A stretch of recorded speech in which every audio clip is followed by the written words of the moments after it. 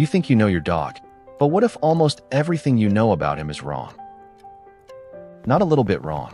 Completely wrong. Wrong for decades. There are 9 things almost every dog owner believes. 9 convictions that sound like truths.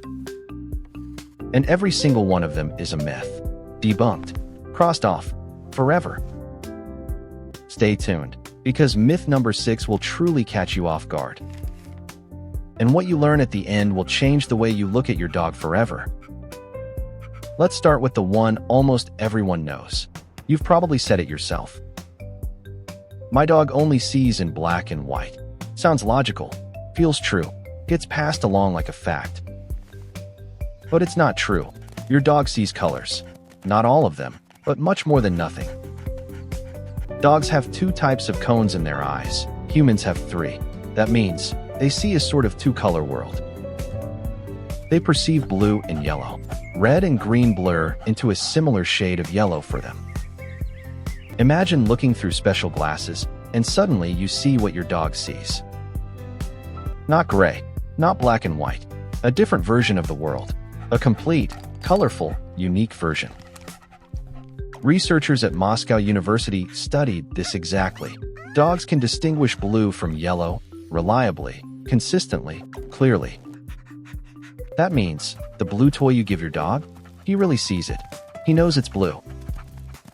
The first time I understood this, I was speechless for a moment. Not because of the science, but because of the question of what he really saw all those years. And that was just myth number 1. But wait, because the next thing I'm going to tell you is something most people have never questioned. Not even briefly. Myth number 2 is one you've probably calculated yourself. Maybe even calculated in front of friends. My dog is 7 years old. That's 49 dog years. The 7-year rule. Everyone knows it. Everyone uses it. It's wrong. Not just a little. It doesn't work biologically at all. Dogs age extremely fast in their first 2 years of life, and then significantly slower. A dog that is 2 years old is biologically closer to a 25-year-old human than a 14-year-old. And a dog that is 10 isn't the same age as a 70-year-old human. It depends on the breed, on the size, on genetics. Small dogs age differently than large ones. A Chihuahua at 10 years old is fitter than a Great Dane at 7. The 7-year formula was never actually derived from anything. It came from a marketing campaign. In the 1950s. Someone just divided the average life expectancy of a human by that of a dog. That was all. And now you know. You'll never say it the same way again. Myth number 3 is one that really worries many people, and it's well-intentioned. You pet the dog and notice his nose is dry. Immediately the thought, is he sick? Dry nose equals sick dog. Wet nose equals healthy dog. Sounds medical, feels sensible. But hey, something many owners never really understood. The moisture of the nose tells you almost nothing about their health. Dogs wake up in the morning with a dry nose. After a nap, dry nose. When it's too hot, dry nose. And conversely, a dog can have a wet nose and still be sick. Nose and health simply aren't as directly linked as we thought. What really matters? How is your dog behaving? Is he eating? Is he drinking? Is he active and curious? Those are the real signs, not the nose. The dry nose has scared us so often. For nothing. For an occurrence that is simply biologically normal. Myth number 4 is one many dog owners observe daily and misinterpret. Your dog eats grass. He runs onto the lawn, bites off blades, chews. And you think, he's sick. His stomach is acting up. That's the myth. Dogs eat grass because they have a bad stomach and want to throw up. The reality is more complicated and much more interesting. Only a small fraction of dogs that eat grass actually vomit afterwards. The majority just eat it and nothing happens. So why? Researchers suspect several reasons. Instinct, taste, minerals, and fiber. Some dogs eat grass the way we sometimes eat chips, because it tastes good, because it feels right in that moment. Others actually use it to regulate their digestive tract. But that's not always the case. Not even often. So the next time your dog eats grass on the lawn, you don't need to panic. He's probably just being a dog. And that's perfectly okay. But now comes myth number 5, and this one really got me. You see your dog wagging his tail. Immediately you think, he's happy, he's joyful.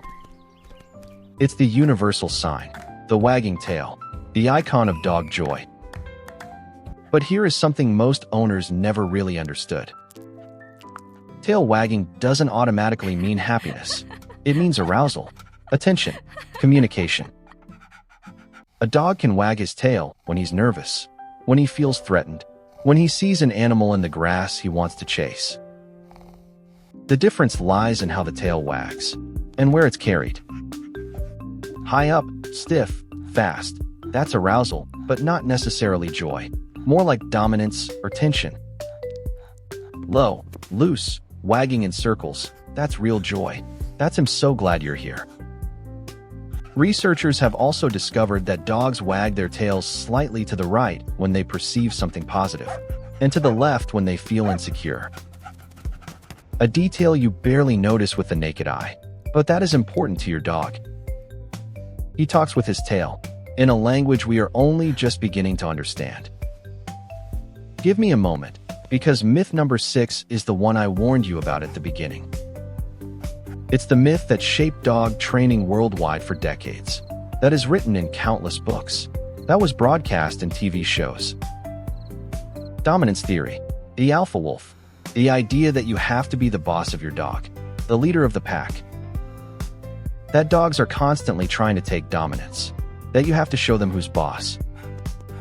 It sounds strong, sounds logical, sounds like control.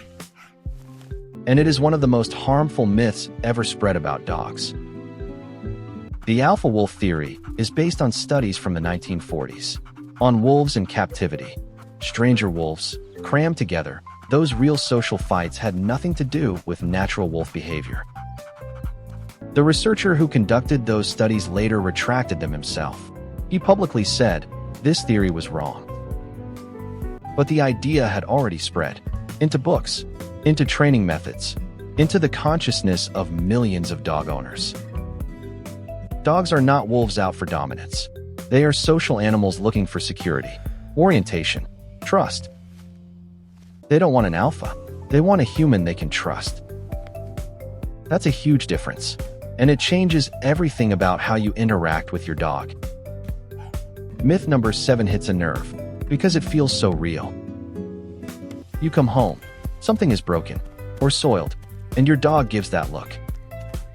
The guilty look, ears back, tail tucked, eyes big and sad.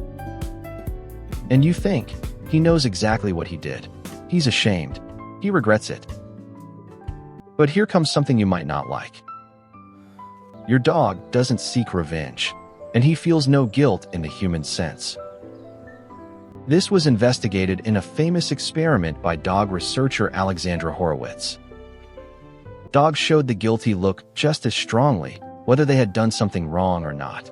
The only trigger was, the owner was unhappy. The guilty look is a reaction to your body language, your voice, your energy. He's saying, I notice you're not happy right now. I'm trying to appease that. That is different from guilt. That is social intelligence. That is empathy in his own way. He doesn't make you angry because he wants revenge. He does it because he's bored, because he needs an outlet for his energy, because dogs are dogs. And that look he gives you, that's not a confession. That's love in confusion. Myth number 8 is one that might have already made you give up, or let things slide. You can't teach an old dog new tricks. The saying, the myth that sounds like an excuse. It's not true, period. Dogs learn well into old age. Their brains remain plastic, maybe not quite as fast as a puppy's, but still capable of learning. Researchers have shown that dogs at 10, 12, even 14 years old can learn new commands if the training is done with patience, positive reinforcement, and short sessions. What changes with age? Not the ability, but the energy. Old dogs need more breaks, shorter sessions, more rest in between. But the learning itself? That never stops. And maybe that's the most beautiful news of tonight. Your dog is never too old to experience something new. Never. We come to myth number 9, the last one, the most intimate one. You scolded your dog, and afterwards he gave that look. Big, deep, seemingly full of remorse. And you thought, he feels guilty. He knows he did something wrong. But does he really? Does your dog feel true guilt? The answer is nuanced, and it says much more about us than about him. Dogs don't have an explicit memory like humans do. They live very much in the moment. If an hour has passed since the mishap, the dog has already moved on. What he does have, though, emotional memory, a feeling of safety or insecurity in certain situations. He learns that certain actions lead to negative reactions. That is conditioning, not morality. But recent research shows that dogs have more complex emotions than we thought for a long time. Primary emotions like joy, fear, sadness, those are real and measurable. Secondary emotions like guilt or pride, the research is still open on that. Maybe he's somewhere in between. Maybe he feels something we don't have a word for yet. And that doesn't make him less. That makes him more. 9 myths, 9 truths, and your dog was different than you thought the whole time. Not worse, not less, just different, richer, more complex, more real. He sees colors you never thought he could. He ages in his own way. He communicates with his tail in a way that is a language of its own. He doesn't seek dominance. He seeks you. He reacts to your energy, not with guilt, but with empathy. He learns until the end of his life, and he loves you in a way that needs no remorse. The only thing that has changed tonight is your knowledge. Your dog was always like this. He was just waiting for you to understand. Tell us in the comments, which myth did you believe the longest? We really read every single one. And if you know someone who still clings to one of these myths, send them this video. Maybe today is their day of truth. Until next time, your dog has known for a long time what you just learned. Now you know it too. Maybe you're wondering now, why do these myths persist so stubbornly? Why do we hear them everywhere? The answer is simple, because they feel right, because they organize the world, because they are easy to remember.